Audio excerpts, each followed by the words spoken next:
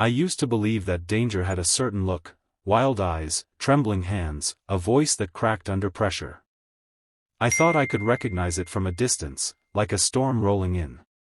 I was wrong. The most dangerous psycho I ever met smiled like sunshine. His name was Ion, and the first time I saw him, he was kneeling beside a stray dog outside a small cafe. The dog was injured, its leg twisted at an unnatural angle. People walked past, some glanced, others ignored it completely. But Ion stayed there, whispering softly, his hand gently stroking the animal's head. I remember thinking, this is the kindest person I've ever seen. I was sitting at a nearby table, watching him longer than I should have. There was something calming about him, his movements were slow, deliberate, almost too perfect. When he finally stood up, holding the dog carefully in his arms, our eyes met. He smiled at me. It wasn't just polite, it felt warm, genuine, like he already knew me. "Do you know a nearby vet?" he asked. His voice was steady, soft, almost hypnotic. I did. And for some reason, I offered to take him there. That was how it started. Over the next few weeks, Ion became a regular part of my life. He had this strange ability to appear exactly when you needed someone. If I mentioned I was tired, he'd show up with coffee. If I said I had a stressful day, he'd listen, really listen, like every word mattered. People trusted him instantly. My coworkers adored him. Even my usually suspicious neighbor said, "That boy has a good soul." And maybe that's why no one noticed the cracks. Except me. It started small. One evening, I told him about a colleague who had been rude to me. I didn't think much of it, I was just venting. Ion listened quietly, nodding. But his expression changed, just for a second. His smile faded, replaced by something colder. "What's his name?" he asked. I laughed it off. "It's not a big deal." But he insisted, gently, persistently, until I told him. The next day, that colleague didn't show up to work. We found out later that he'd been in an accident. Nothing fatal, but serious enough to keep him hospitalized for weeks. I remember the chill that ran down my spine when I heard the news. And then I remembered Ion's face. I told myself it was a coincidence. It had to be. But then it happened again. And again. Every time I mentioned someone who had hurt me, even in passing, something bad followed. A lost job. A sudden illness. A broken relationship. It was never obvious, never traceable. Just enough to make you uneasy. I started watching Ion more closely. He was still kind. Still attentive. Still the same person everyone admired. But now I noticed the details. The way his eyes lingered just a bit too long when someone upset me. The way he asked questions, not out of curiosity, but like he was collecting information. The way his smile sometimes didn't reach his eyes. One night, I decided to test it. I told him about someone who didn't exist. "A guy named Farhan," I said casually. "He's been making my life difficult." Ion tilted his head slightly. "What did he do?" I made up a story, nothing extreme, just enough to paint Farhan as unpleasant. Ion nodded slowly.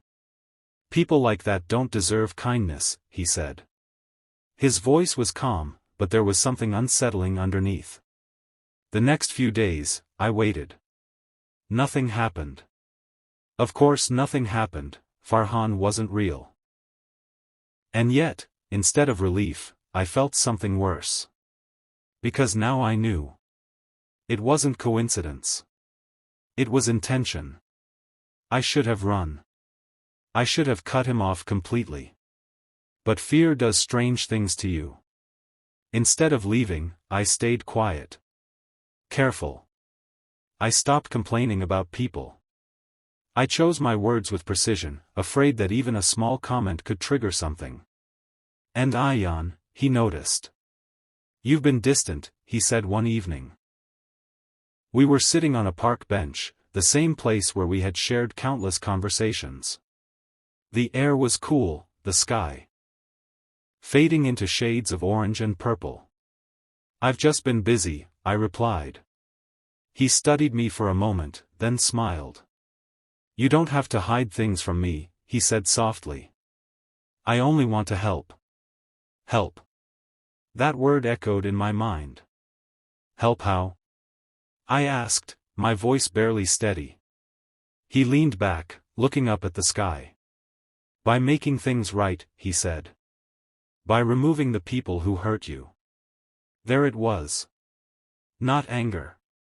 Not madness. Just quiet, chilling certainty.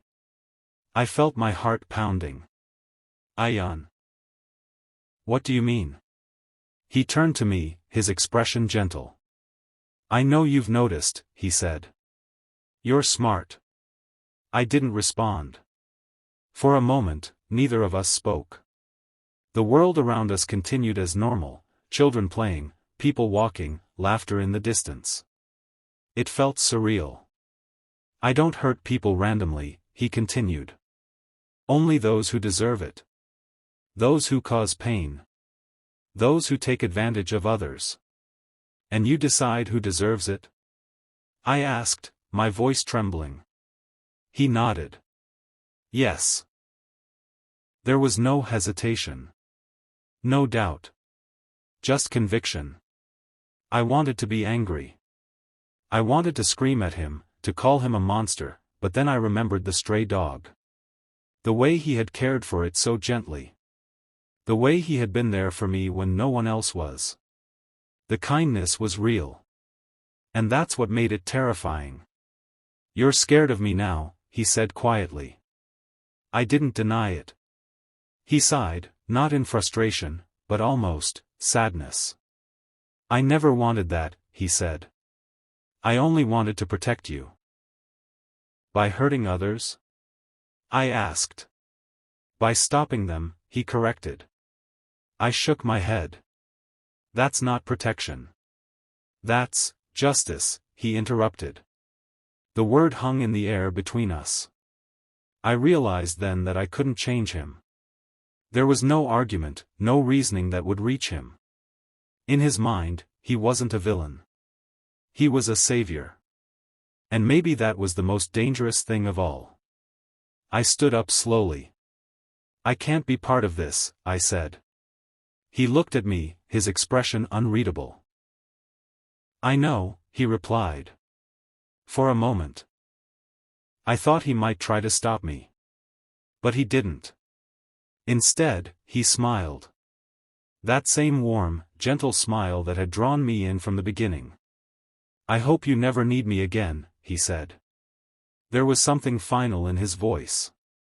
I walked away, my legs unsteady, my mind racing. I didn't look back. Days passed. Then weeks. Nothing happened. No accidents. No strange incidents. No signs of Ayan. It was as if he had vanished completely.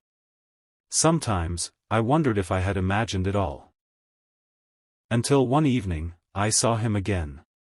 He was across the street, kneeling beside another injured animal, just like the first time I met him. For a second, I froze. He looked up. Our eyes met. And he smiled. I felt that same chill run through me. But this time, I understood. The most dangerous psycho I ever met wasn't the one who looked evil. It was the one who believed he was kind.